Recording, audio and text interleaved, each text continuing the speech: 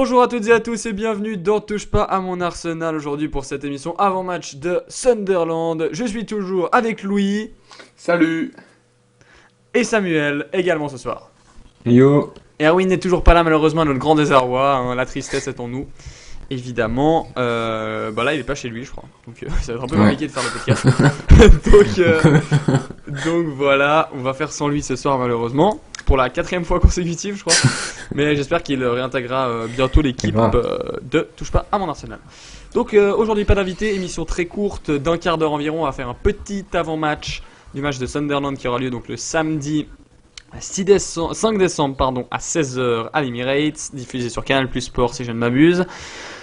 On joue donc Sunderland qui est au classement à la... Maintenant, donnez-moi le classement vite.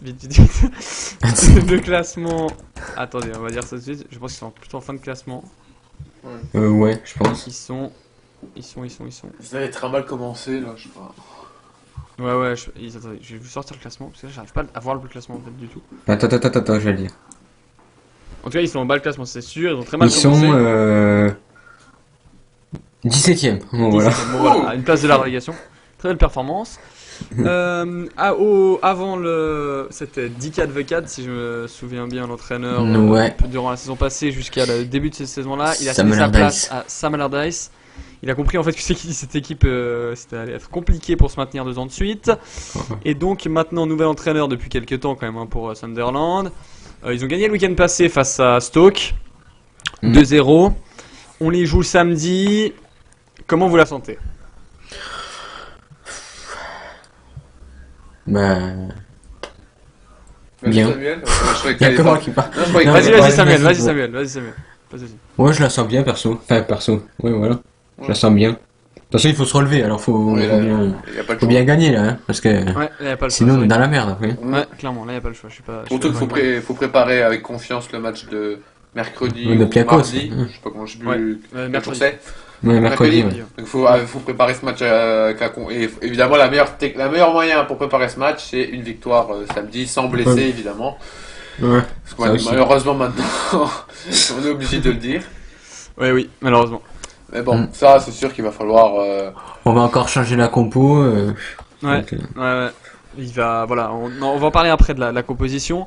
Sunderland, donc c'est une équipe qui est quand même assez porte ouverte des fois. Hein, on va pas se le cacher. Ils se sont pris 3-0 à Man U. Et bon, Tottenham a gagné 1-0 contre eux. Bon, voilà. Ils se sont pris 6-2 à Everton. Je veux dire, il y a vraiment moyen de leur en planter 5 et de plus en parler. Ah bah ça malheureusement. Tant qu'on gagne déjà c'est bien. Voilà, tant qu'on gagne. Après Norwich il y avait aussi le moyen de leur planter machin. Ouais, West Brom aussi.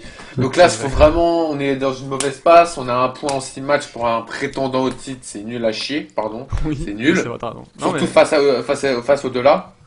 Donc il faut se reprendre, remettre la confiance pour mercredi. Petite part de blessés. Après, je ne sais pas, est-ce que bon, Cazorla est out 3 mois. Mais Koscielny, Sanchez, Koscielny, d'après ce que j'entends, il serait peut-être là. Bah, il est là, Koscielny. Et Sanchez, non, par contre. Non, il est pas là. Non, Sanchez, c'est un mois, normalement. J'espère juste le voir contre City le 21. Ouais, il y a de la chance qu'il soit là. Il y a des chances qu'il soit là quand même, j'aimerais bien le voir parce que j'ai déjà raté l'Emirates Cup, mais normalement, Koscielny, Sanchez, normalement, c'est fini. Donc, en tout cas, les 3 prochains matchs, je pense. Sam, en tout cas 3-4. En tout cas, il risque de rater jusqu'au 21 quoi. Il risque de rater demain contre Sunderland, Aston Villa, Piakos surtout. Et Piakos. Ouais, et peut-être City, on verra. Et après, normalement Koscielny devrait être titulaire, je pense. Ça se trouve, il sera même titulaire. Vu le match de Gabriel contre Norwich. Ouais. Par contre, moi, ce qui m'inquiète, c'est qu'on n'a plus de milieu là. Ouais. On a Flamini qui vient de se faire. Ouais, moi je veux Ramsey Flamini. C'est-à-dire que tu te retrouves en 2 semaines de passer à un milieu Cazorla Coquelin qui fonctionne depuis 1 an à un milieu Flamini Chambers ou Flamini Ramsey. D'ailleurs, Walcott, c'est un peu embêtant. Hein. Walcott, il est de retour ou pas? Walcott devrait être retour, il est là. Ce week-end, titulaire, je suis pas sûr. Donc on n'a pas Sanchez. Chamberlain, il est là?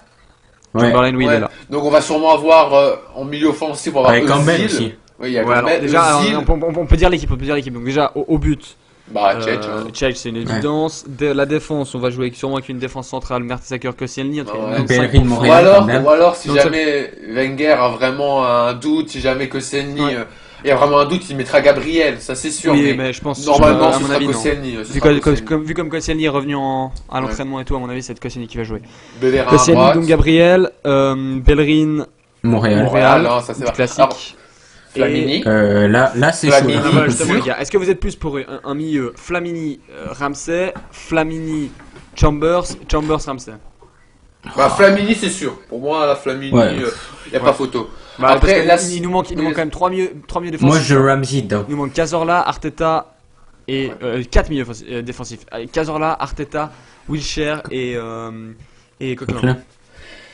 Après, faire redescendre Ramsey d'un cran à un poste, donc il a plus joué depuis quand même pas mal de temps. En plus c'est son meilleur poste là.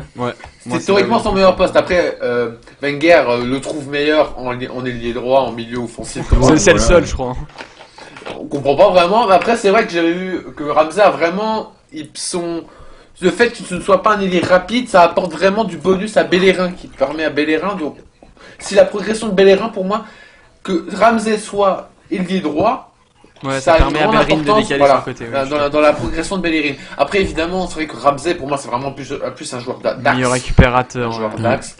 Peut-être pas récupérateur, peut-être pas en 6, mais plutôt en 8. Donc pour ça, en 8. Flamini 6. Moi, quand je te dis récupérateur, c'est-à-dire box to box. Prendre ton ballon, voilà, box to box. Prendre ton ballon, va te le remonter sur le terrain et te les donner aux ailiers.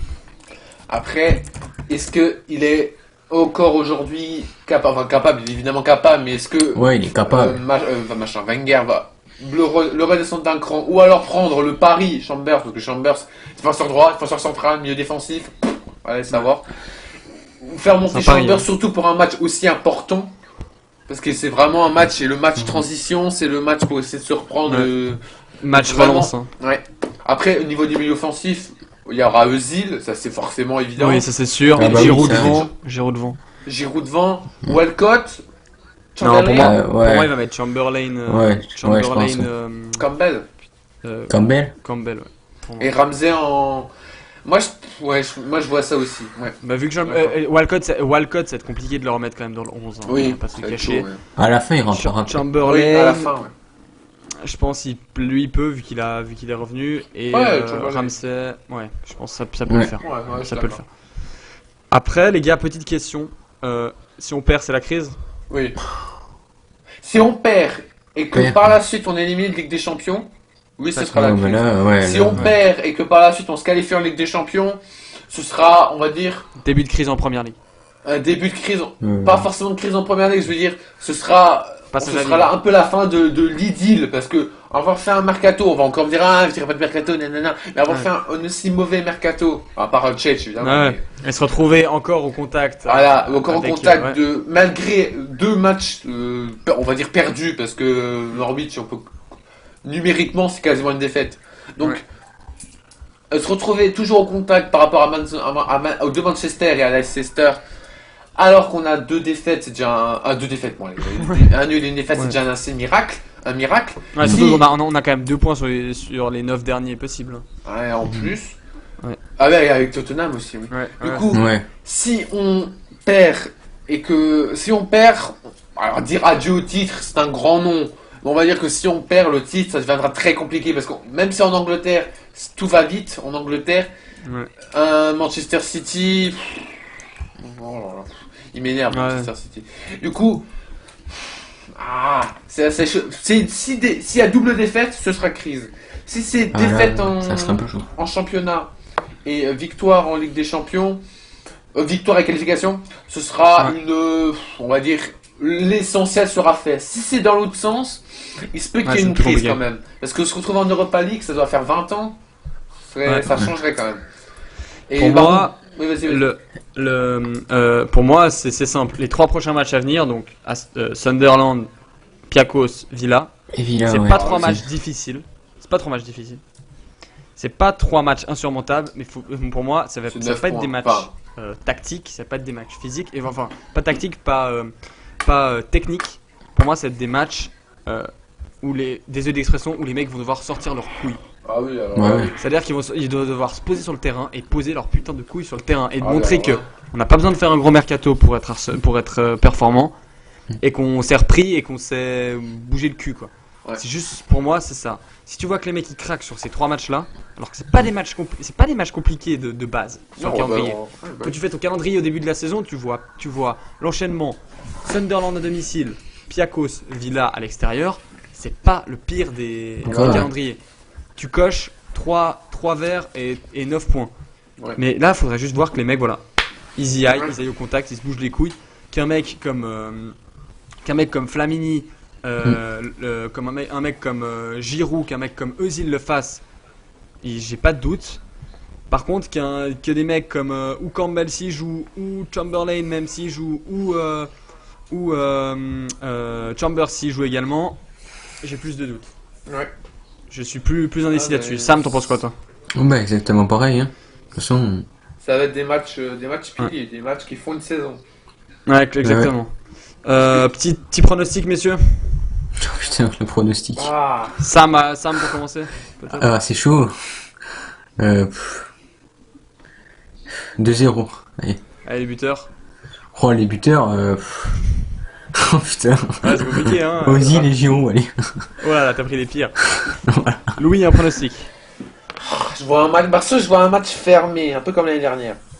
Se prendre un but, peut-être pas quand même. Quoi? Ouais, je vois la même chose, 2-0, ou alors un 1-0, ou alors un 2-1, mais ça, je pense pas, enfin j'espère évidemment, mais je pense pas que ça va finir en 4-1, 4-0, 5-0. Non, je pense pas. Non, pour moi ça va être vraiment serré, ça va jouer au mental, ça va jouer à rien. Donc moi je vois 2-0. Je vois un Giroud parce que ça va être une défense regroupée en face. Du coup de pied arrêté, la qualité de pied de Zil. Je vois Giroud ou Koscielny, ça veut dire des joueurs très bons sur tête, de la tête. Et pourquoi pas un deuxième but, pourquoi pas une contre-attaque avec un petit Chamberlain s'il joue, ou alors un petit Campbell, ou alors un deuxième coup. Ou ça se trouve Walcott à la fin. Ou ça se trouve Walcott, oui, ça se trouve Walcott. Allez, moi je dis Giroud, Koscielny. Ouais, on va dire Giroud et Chamberlain. Alors on va être optimiste pour Chamberlain. J'espère vraiment qu'il va revenir et qu'il va se montrer. Ou Rambo. Ouais, Rambo, voilà. évidemment. Là, tu m'as enlevé les sous le pied. Moi, je vois un 1-0 de Rambo à la 90e. Vous verrez, 90e. Ah ouais, carrément. Moi, je frappe à la Galatasaray. Moi, je sens comme ça. Je sens qu'ils vont nous casser les couilles tout le match. On va toucher oui, ça c'est sûr. Pantilimon en face, il va sortir le match de sa vie et je la sens comme ça. Donc pour moi, ça va se finir en 1-0. Ramsès ou sur une passe de Zil ou quelque chose comme ça, ou un vieux but un peu dans la surface. Et puis voilà. Non, moi, je la sens vraiment comme ça. Je la sens comme ça. En face, on peut parler de l'équipe avant de terminer. Donc il nous reste 2 minutes. Pantilimon au goal, ex City, si je ne m'abuse. Oui. C'est ouais, il joue à City.